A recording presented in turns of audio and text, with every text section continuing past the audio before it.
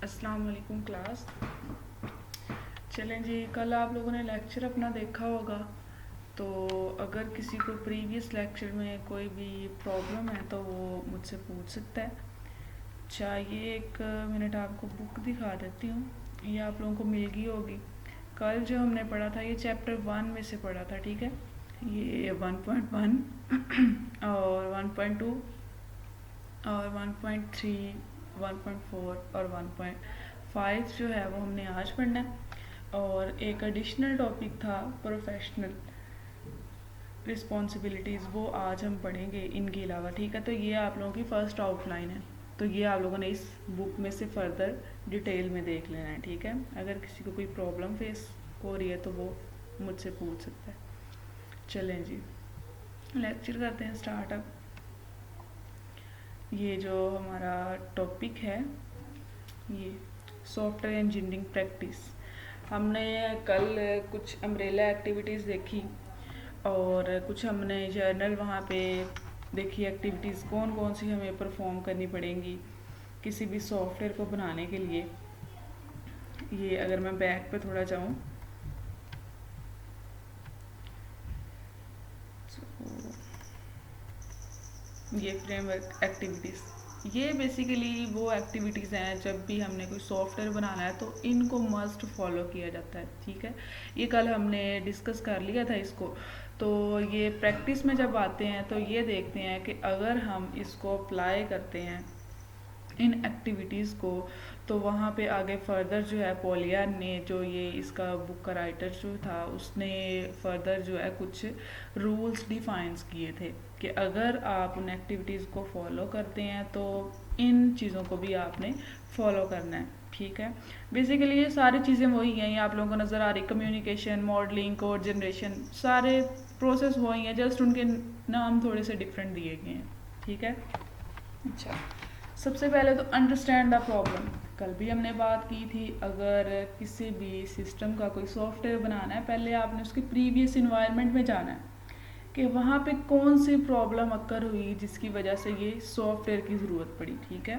तो पहला जो इसका प्रिंसिपल जो था, अंडरस्टैंड द प्रॉब्लम, सेकंड था प्लान अ सॉल्यूशन। आगे इनको फर्दर हम डिस्कस करते हैं, ठीक है।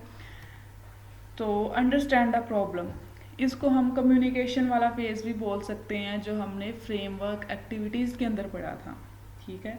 अब कम्युनिकेशन किससे करनी थी, उसके अंदर हमने बात की थी स्टेक होल्डर के साथ, मतलब जिस यूज़र ने कोई सॉफ्टवेयर डेवलपर से बनाना है उसके साथ हमने कम्युनिकेशन करनी है कि जी बताएं आप ये सॉफ्टवेयर किस वजह से बना रहे हैं, ठीक है, क्यों बनवाना चाह रहे हैं आप, क्या आपको प्रॉब्लम अक्कर हुई। तो इसके अंदर हमने डिफरेंट क्वेश्चन का आंसर ढूंढना है। सबसे पहला आंसर तो होना चाहिए कि किस स्टेक होल्डर को, किस किस्म के यूज़र को ये प्रॉब्लम फेस हो रही है, ठीक है।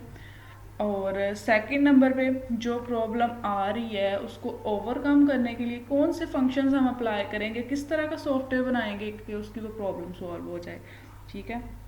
थर्ड नंबर पे हमने यही कम्युनिकेशन के फेज़ में देखना है कि जो प्रॉब्लम है उसके सल्यूशन को या उस प्रॉब्लम को हम मल्टीपल पार्ट्स में डिवाइड कर सकते हैं। मल्टीपल पार्ट्स में डिवाइड करने का मतलब है कि अगर प्रॉब्लम बहुत बड़ी है तो उसको छोटे छोटे पार्ट्स में डिवाइड कर दिया जाए ताकि उसका सल्यूशन अप्लाई करना आसान हो जाए, ठीक है। और लास्ट में हम सारे सल्यूशन को इकट्ठा कर लेंगे। जिस तरह हम कहते हैं कि एक सॉफ्टवेयर हाउस में एक टीम है, तो टीम में 10 लोग हैं, तो पूरे का पूरा सॉफ्टवेयर में भी वहाँ पे एक पर्सन ना बना रहा हो, कुछ पीस ऑफ कोड कह दिया है मेंबर 1 को, कुछ मेंबर 2 को, कुछ मेंबर 3 को, ऐसे सो ऑन, ठीक है।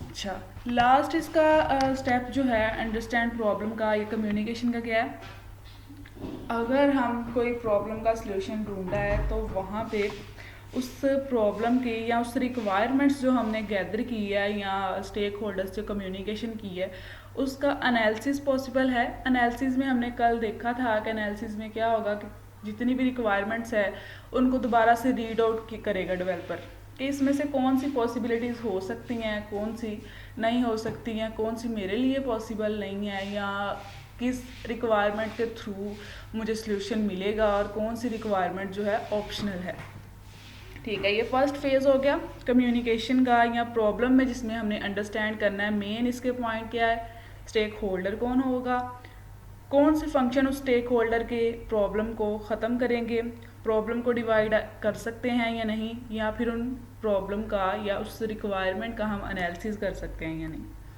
ठीक है। सेकंड, अब हमने प्रॉब्लम को स्टडी कर लिया, अब आप आए प्लानिंग की तरफ। आपके पास रिक्वायरमेंट्स आ गई हैं, प्रॉब्लम आपको पता चल गई है, अब आप करेंगे उसकी प्लानिंग। प्लानिंग फेज में सबसे पहले आपने देखना है कि ये जो स्टेक होल्डर मेरे पास आया है ये प्रॉब्लम लेके, इस तरह की प्रॉब्लम मैंने पहले कभी देखी है, मतलब मुझसे इस तरह का सॉफ्टवेयर मैंने कभी पहले बनाया है।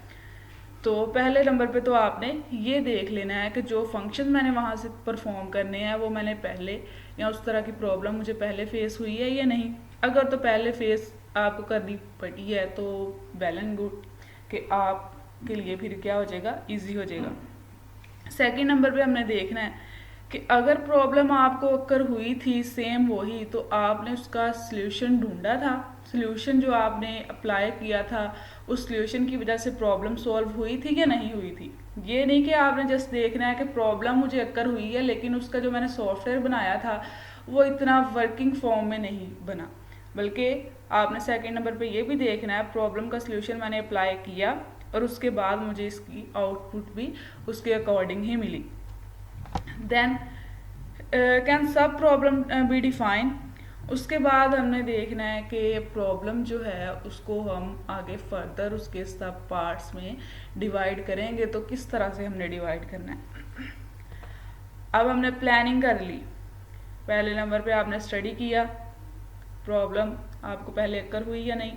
सेकंड नंबर पे हमने देखा उसका सल्यूशन भी आपने पहले अप्लाई किया था या नहीं।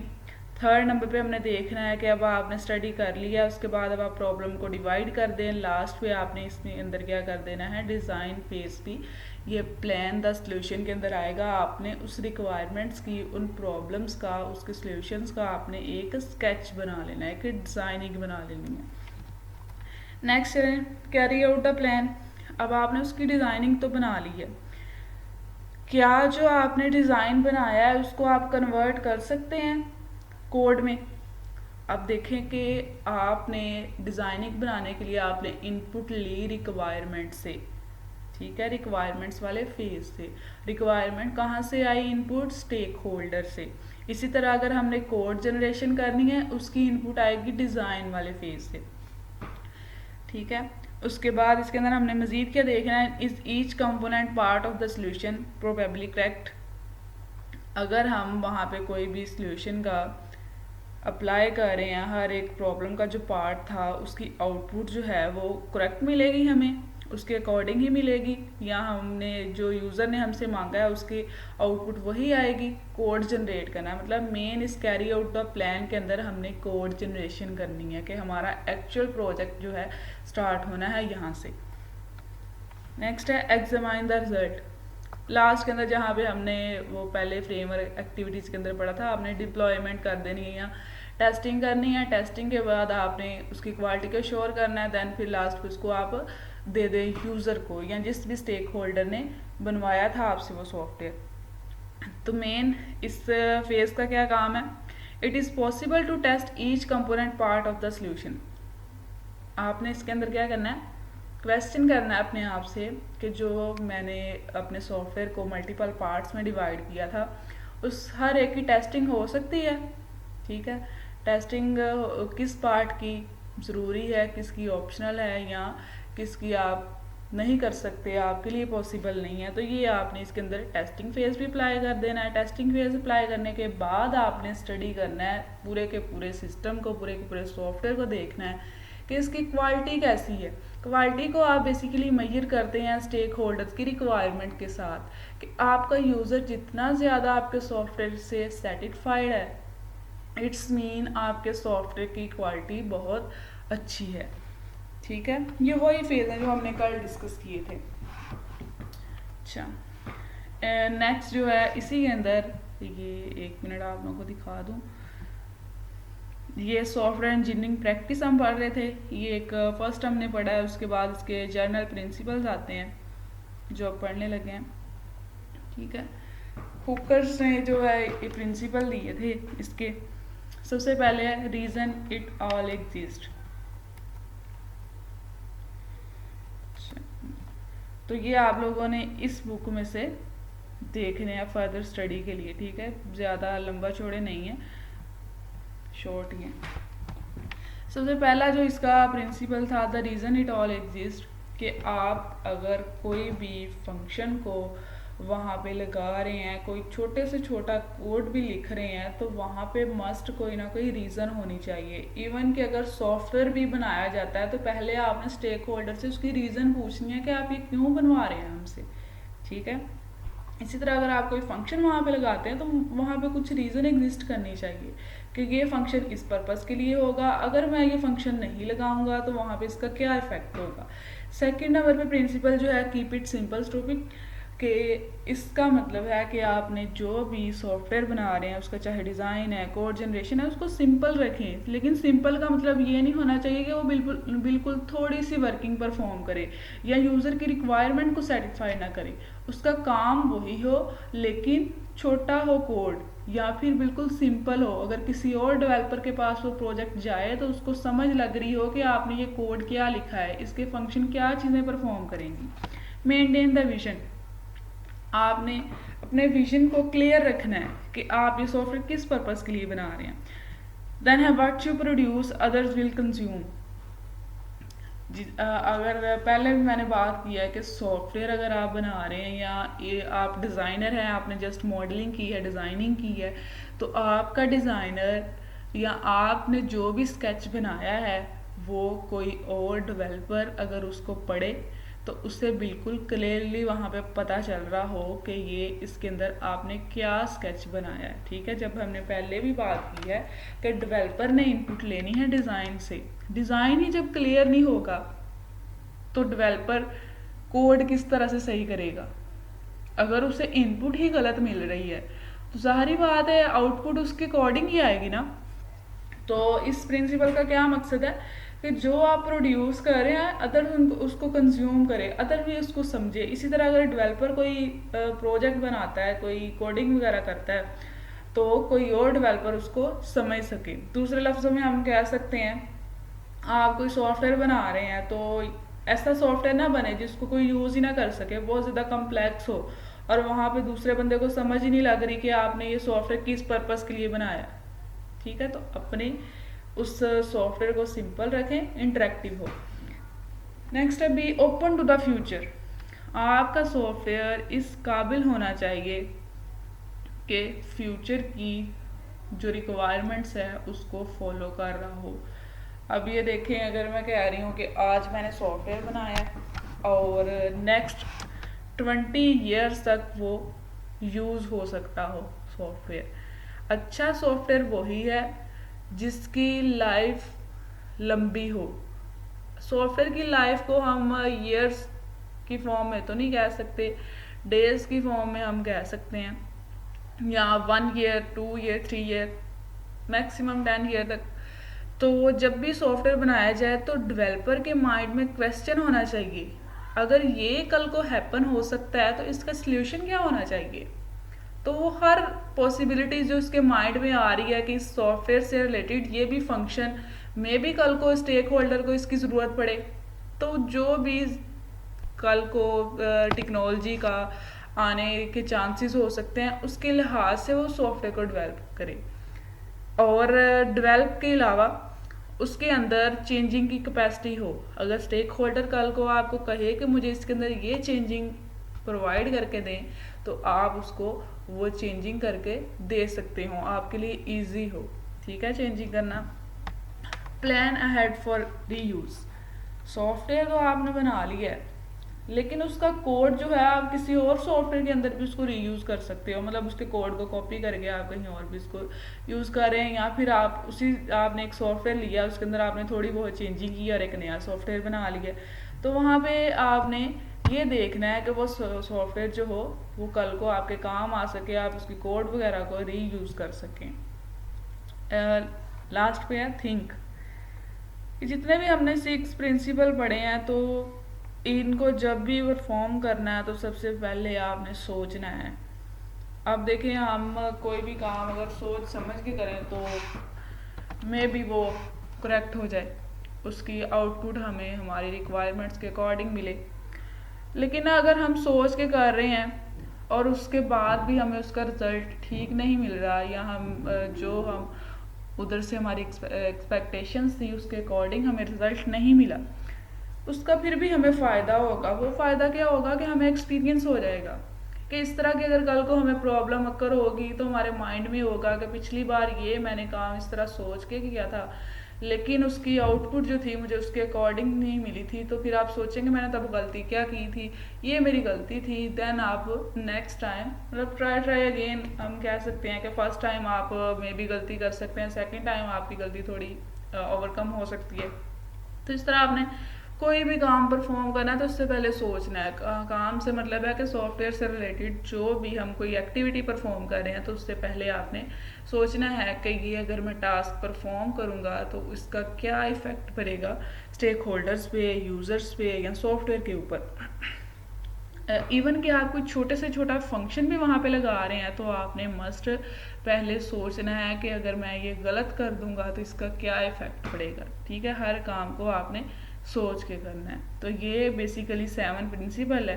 ठीक है, ये हमारा टॉपिक था। उसके बाद नेक्स्ट जो टॉपिक है प्रोफेशनल एंड एथिकल रिस्पॉन्सिबिलिटी। ये प्रोफेशनल हम कह सकते हैं डेवलपर के लिहाज से उसकी रिस्पॉन्सिबिलिटीज़ क्या है कि अगर वो सॉफ्टवेयर बना रहा है एथिक्स के अगेंस्ट नहीं जाना चाहिए उसे। ठीक है, चाहे वो किसी की इंफॉर्मेशन उसके पास जा रही है, चाहे वो अपने कह लें सॉफ्टवेयर बना रहा है, उसको बिल्कुल करेक्ट बनाने के लिहाज से उसकी रिस्पॉन्सिबिलिटी है। तो ये हमने इसके अंदर बेसिकली डिस्कस करना है। सबसे पहला जो इसकी रिस्पॉन्सिबिलिटी मेन दी गई है कि सॉफ्टवेयर इंजीनियरिंग के अंदर डेवलपर की रिस्पॉन्सिबिलिटी जस्ट ये नहीं है कि उसके पास टेक्निकल स्किल्स हों, उसके अलावा उसके अंदर एथिक्स भी होनी चाहिए।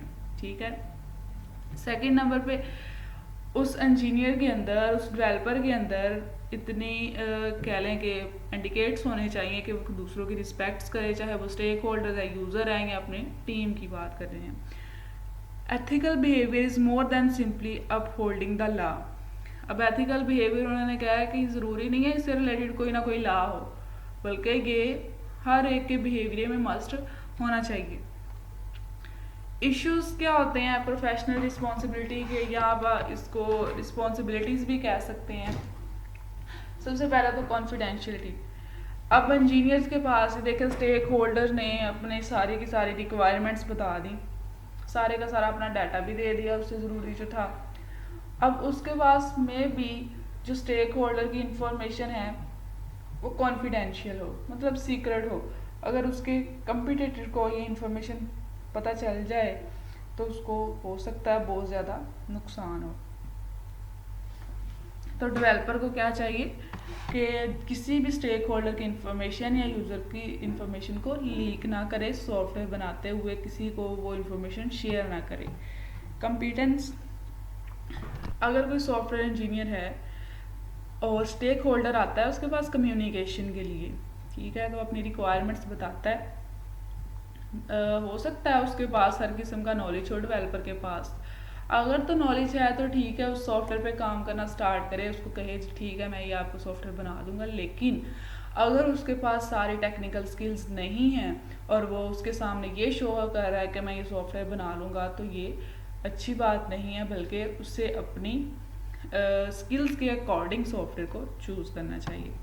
इंटेलेक्चुअल प्रॉपर्टी राइट्स, अगर वो कोई ऐसा सॉफ्टवेयर बना रहा है जिसके अंदर कोई इन्वेंशन है, जो स्टेक होल्डर इन्वेंटर है या उसकी इंफॉर्मेशन वहाँ पे स्टोर की जा रही है, तो इसको चाहिए कि लॉ को फॉलो करे। डेवलपर को चाहिए कि लॉ को फॉलो करे। लॉ क्या हो सकता है, जिस तरह फॉर एग्जांपल किसी ने कोई इन्वेंशन की, कोई बुक लिखी या फिर कोई नई चीज़ इन्वेंट की, तो कॉपीराइट लॉ क्या कहता है कि इसको 10 या 15 साल तक कोई भी और बंदा इसके अंदर एडिटिंग वगैरह ना करे या इसको यूज़ ना करे, बल्कि जो इसका ऑथर है वो सिर्फ उसी के नाम पे रहे। तो ये क्या है, कॉपीराइट लॉ है कि उसको कोई कॉपी नहीं कर सकता।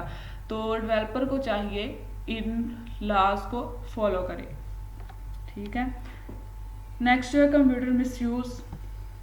डेवलपर जो है अगर वो किसी सॉफ्टवेयर हाउस में काम कर रहा है या अलग से, तो उसको चाहिए कि कंप्यूटर का मिसयूज़ ना करे, मतलब कोई ऐसे सॉफ्टवेयर ना बनाए जिसके थ्रू किसी का डाटा हैक हो रहा है या किसी की पर्सनल इंफॉर्मेशन हैक की जा रही है, या ऐसी वो गेम्स वगैरह ना बना रहा हो जो किसी के लिए किसी की पीसी में कह लें कि उसकी वर्किंग को इफ़ेक्ट करे या फिर उसके डाटा को हैक कर ले। तो उसको चाहिए कि कंप्यूटर को सिर्फ करेक्ट टास्क के लिए यूज़ करें जिसका इफ़ेक्ट ना पड़े किसी और के। ठीक है, तो ये था बेसिकली हमारा आज का लेक्चर। अगर आप लोगों को कुछ भी समझ नहीं लग रही तो आप लोग पूछ सकते हैं फ्रीली मुझसे। ओके जी, अल्लाह हाफिज़।